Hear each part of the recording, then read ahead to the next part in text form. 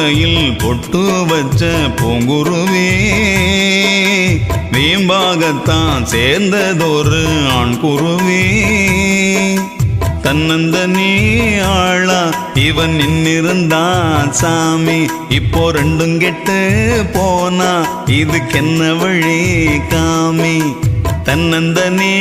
ஆளா இவன் நின்னிருந்தா சாமி இப்போ ரெண்டும் கெட்டு போனா இதுக்கென்ன வழி காமி